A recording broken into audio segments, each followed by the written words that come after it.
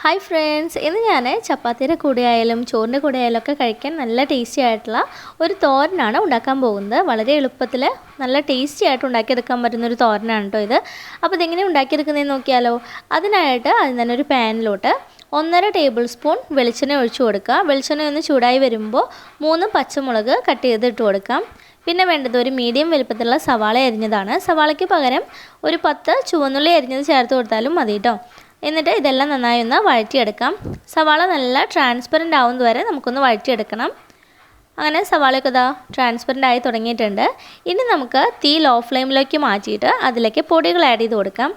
ഞാനിവിടെ 1 ടീസ്പൂൺ മുളക് പൊടി, 1/2 ടീസ്പൂൺ മഞ്ഞൾപ്പൊടി, ഇത്രയാണ് ചേർത്ത് കൊടുക്കുന്നത്. ഇനി നമുക്ക് ലോ ഫ്ലെയിമിലിട്ടിട്ട് ഈ പൊടികളൊക്കെ ഒന്ന് മൂപ്പിച്ചെടുക്കണം. പൊടികളെല്ലാം നന്നായി ഒന്ന് മൂത്ത് വന്ന് കഴിയുമ്പോൾ അതിലോട്ട് 3 വറ്റൽ മുളക് ചെറുതായി കട്ട് ചെയ്തത് ചേർത്ത് കൊടുക്കാം.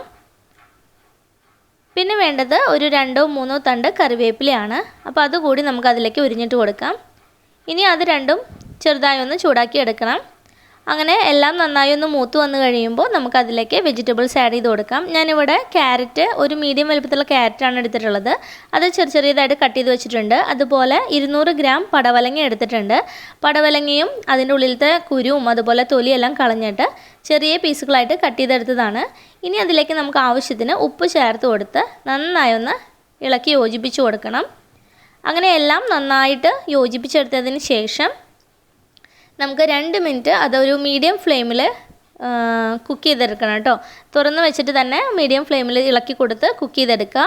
അതിനുശേഷം അതെല്ലാം ഇങ്ങനെ ഒന്ന് കൂട്ടി വയ്ക്കാം. നന്നായി ഒന്ന് കൂട്ടി വെച്ചതിന് ശേഷം നമുക്ക് മൂടി വെച്ച് അടച്ചിട്ട് ഒരു 7 മിനിറ്റോളം ലോ ഫ്ലെയിമിൽ കുക്ക് ചെയ്തെടുക്കണം.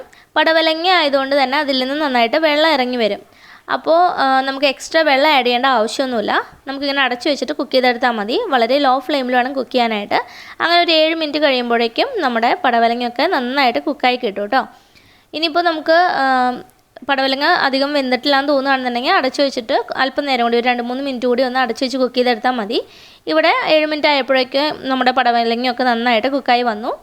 ഇനി അത് നമുക്ക് തുറന്ന് വെച്ചിട്ട് ഒരു 2 മിനിറ്റ് കൂടി ഒന്ന് ചൂടാക്കി എടുക്കുക. എന്നിട്ട് അതിലോട്ട് 1/2 കപ്പ് നാളികേരം ചേർത്ത് കൊടുത്ത് നന്നായി ഇളക്കി യോജിപ്പിച്ച് ഒരു 2-3 മിനിറ്റോളം നമുക്കതൊന്ന് മൂപ്പിച്ചെടുക്കണം. ആ നാളികേരമൊക്കെ ചെറുതായി ഒന്ന് മൂത്ത് വരണം കേട്ടോ. ഇപ്പോൾ നാളികേരത്തിൻ്റെ ആ വെള്ളമൊക്കെ ഒന്ന് വറ്റി ഒന്ന് മൂത്ത് വന്നിട്ടുണ്ട്. ഇനി നമുക്ക് നാളികേരവും വെജിറ്റബിൾസൊക്കെ ആ പാനിൻ്റെ ഒരു സൈഡിലോട്ട് മാറ്റുക. എന്നിട്ട് തീ ലോ ഫ്ലെയിമിലേക്ക് ഇട്ടിട്ട് ഒരു മുട്ട നന്നായി ഒന്ന് ബീറ്റ് ചെയ്തെടുത്ത് അതിലേക്ക് ഒഴിച്ചു കൊടുക്കാം.